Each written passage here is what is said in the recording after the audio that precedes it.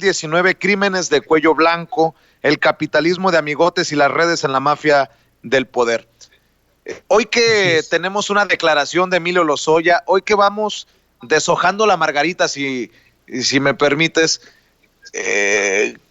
¿cómo ves tu libro reflejado en esta realidad que nos plantea una investigación de Lozoya, un Juan Collado en el bote, una Rosario Robles para la que se le piden 21 años de prisión, un inquieto Enrique Peña Nieto en España, un Calderón defendiéndose como gato boca arriba, un Genaro García Luna en el bote en Estados Unidos y prófugos, Pequeño García y Cárdenas Palomino, un César Duarte ya arrestado, el otro Duarte en el bote, en fin, pareciera como que, pues no sé si te adelantaste, pero sí tenías claro lo que estaba ocurriendo en ese México y cómo lo reflejas, cómo lo entiendes el México que hoy tenemos en la mano cuando tú ves y lees tu libro.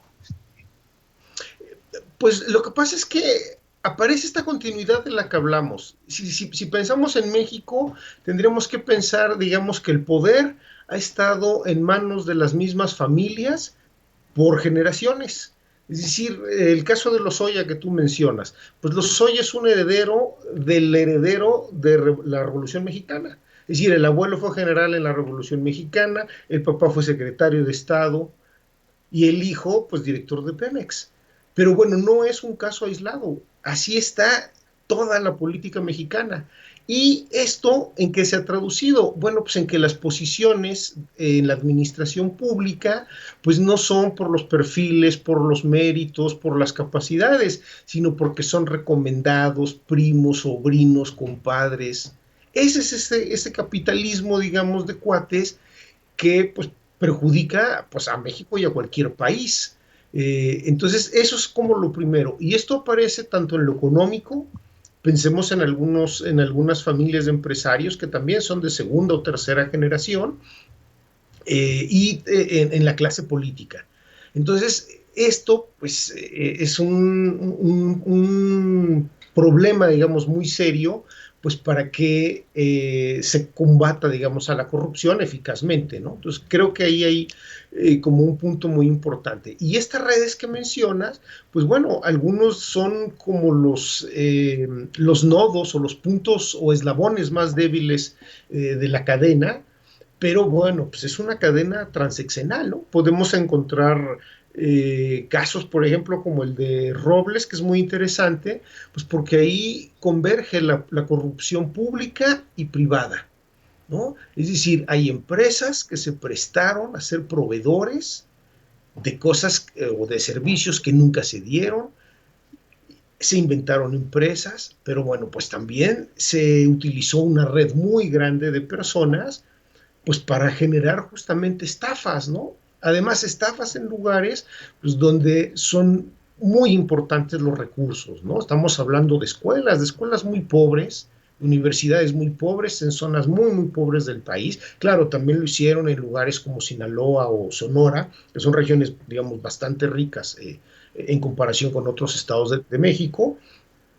Pero bueno, esos recursos se los robaron, los saquearon, que son recursos que deberían llegar a la gente. Entonces ahí hay otro caso también muy interesante de una corrupción público-privada que deja ver en realidad un sistema, que eso es un poco de lo que va el libro. Por eso estos personajes aparecen y reaparecen, ¿no? Porque este sistema, en realidad, lo que no ha hecho es justamente escoger a las personas en función de sus méritos y capacidades, sino pues le ha dado chamba a los cuates. Si el gobierno ha sido una fuente de trabajo para cuates, que no solo se quedan con ese trabajo y con las prestaciones y los sueldos, sino que además saquean. Y saquean con toda impunidad. Esa es parte de este capitalismo de cuates. Entonces, unos van, otros vienen, pero hasta hoy están incrustados muchos en posiciones clave de poder, ¿no? Un adelanto, por ejemplo, pensemos en los hermanos Andrade.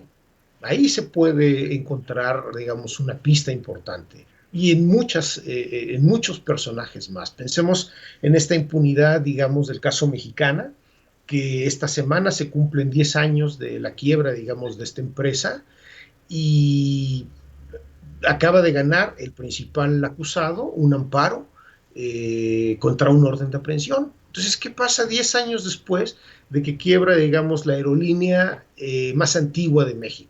Quitando los sentimentalismos de por medio. Bueno, pues quedan que 9,000 familias o 9,000 trabajadores y sus familias, más todos los proveedores de esa aerolínea, pues bueno, se quedan sin trabajo. Muchos se quedan sin fondos, sin ahorros, sin fondos de pensión. Entonces, hablamos de miles de víctimas que 10 años después siguen algunos de ellos sin recibir un centavo. Ese es capitalismo de cuates. Mientras en las alturas, pues bueno, empresarios y políticos se peleaban, digamos, el control de esa estructura. Y tenemos unos casos, digamos, terribles. Por ejemplo, una dirigente del sindicato de aeromosas de esa compañía. Bueno, sale de pleito porque pues la acusan de malos manejos, de vender el movimiento al entonces secretario del Trabajo, Javier Lozano, que prácticamente los amenaza con correrlos, ¿no? Con quedarse sin trabajo.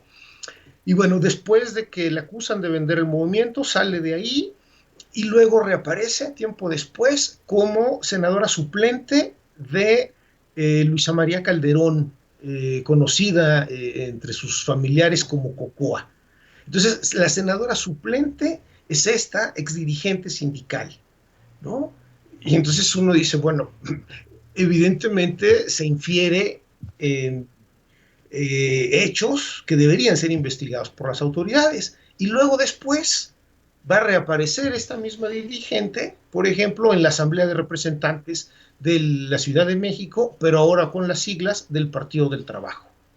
Entonces, eso es un poco de lo que van los crímenes de cuello blanco y pues lo que estaríamos viendo, digamos, en México cuando sale el libro, cuando se hace toda la investigación.